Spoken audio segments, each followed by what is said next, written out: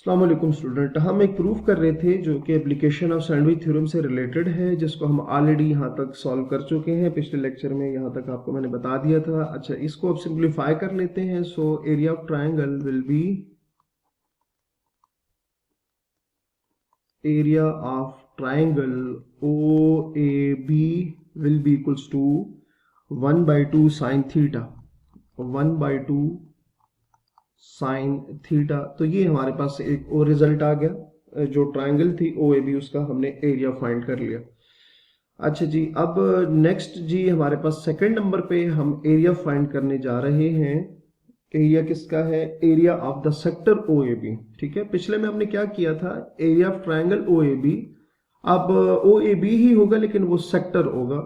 Area of sector O A B. ठीक है, area of sector O A B.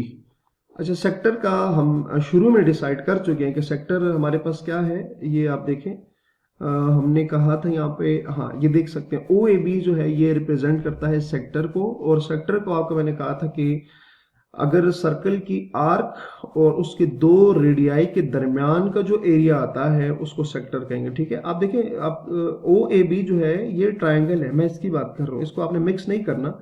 एक दफा जो ओ ए बी है वो हमारे पास है, ये आपको नजर आ रहा होगा, ये ट्रायंगल है। अगर मैं ओ ए बी की बात, सेक्टर की बात करूंगा तो उसमें ये आर्क आएगी फिर। ठीक है, ये उसमें आर्क आ जाएगा। ठीक है, अच्छा सेक्टर को हमारे पास एरिया ऑफ जो सेक्टर है वो देख लेते हैं। Area of sector O A B, तो सेक्टर का जो एरिया होता है स्टूडेंट, उसका फार्मूला होता है 1/2 आर स्क्वायर थीटा के इक्वल होता है। ये सेक्टर का फार्मूला होता है एरिया फाइंड करने का।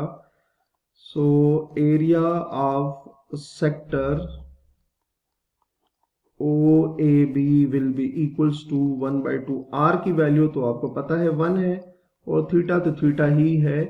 So area of sector, area of sector will be equals to 1/2 theta आ जाएगा। ये हमने सेकंड वैल्यू फाइंड कर लिया है। ठीक हो गया।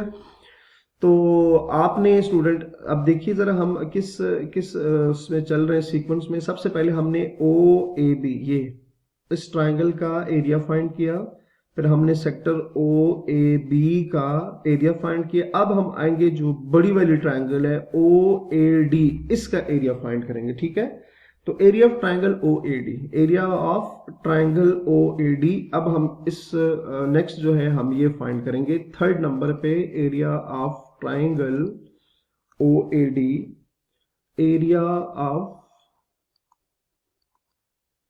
Triangle O A D, area of triangle O A D will be equals to 1/2। जो ए ओ डी ट्राइंगल है ना, उसमें चूंकि ट्राइंगल में आपको पता है बेस इनटू हाइट जो होगी 1/2 बेस इनटू हाइट, ये उसका एरिया का फार्मूला होता है। तो 1/2, सबसे पहले ओ ए डी की बेस देखेंगे।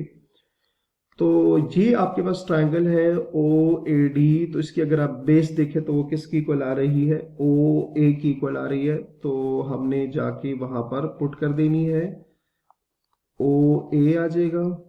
ठीक है, और हाइट भी देख लेते हैं, ओ ए डी की हाइट देखनी है। तो ओ ए डी ये ट्राइंगल है।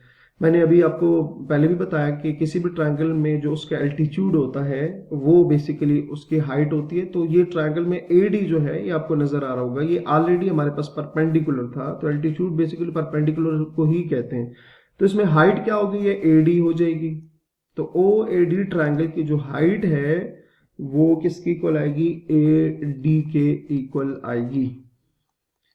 अच्छा, अब ओ ए की वैल्यू अगेन हमारे पास किसकी इक्वल होती है?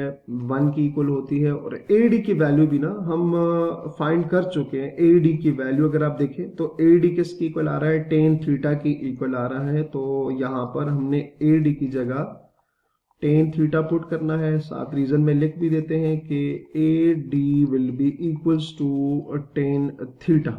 ठीक हो गया।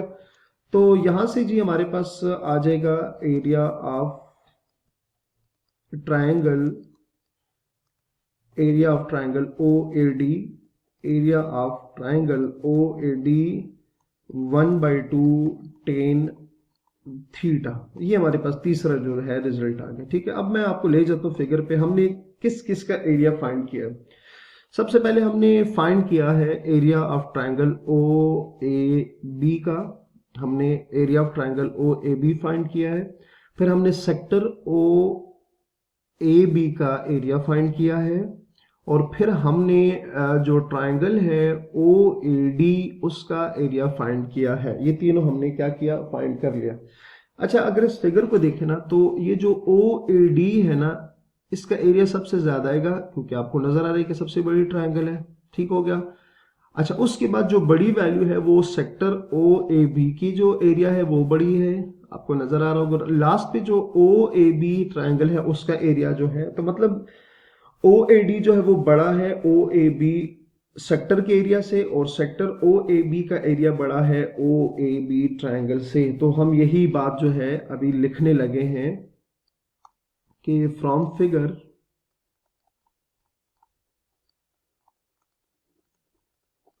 Figure area of triangle A O B, area of triangle A O B less than, किससे लेस था, area of sector O A B.